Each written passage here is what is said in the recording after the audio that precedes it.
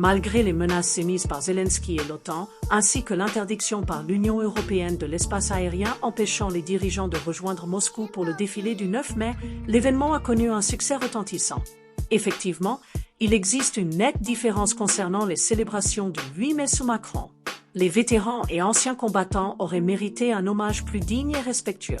Selon l'agence presse russe, le défilé du jour de la victoire sur la place rouge de Moscou a réuni les dirigeants de 27 États étrangers, dont le président de Chine Xi Jinping, le président brésilien Luiz Inácio Lula da Silva, le président serbe Aleksandar Vučić, le premier ministre slovaque Robert Fico, le président de la Republika Srpska Milorad Dodik, le président du Bélarus Alexander Lukashenko, le président cubain Miguel Díaz-Canel, le secrétaire général du Parti communiste du Vietnam, Toulam, le président égyptien Abdel Fattah el-Sisi, le président palestinien Mahmoud Abbas, le président vénézuélien Nicolás Maduro, le président éthiopien Taye Atske-Selassie, le président de la Guinée-Bissau Umaro Sissoko Embalo et d'autres dignitaires étrangers.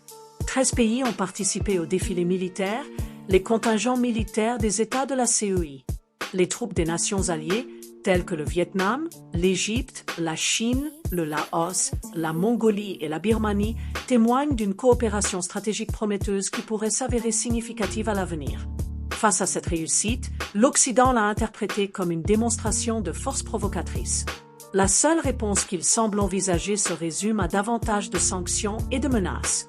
Toutefois, ces mesures ne viseraient pas uniquement la Russie, dont les possibilités de sanctions sont presque épuisées, mais également ses alliés actuels et potentiels. Selon l'Occident, la Russie aurait perdu en crédibilité, estimant que le défilé traduisait un isolement croissant de Moscou, avec la participation principalement d'États dépendants de la Russie. Cependant, la plupart des dirigeants présents appartiennent aux BRICS ou sont des candidats potentiels à cette alliance économique émergente. Une réflexion s'impose alors. De qui l'Occident dépend-il réellement dans ce contexte de recomposition géopolitique ?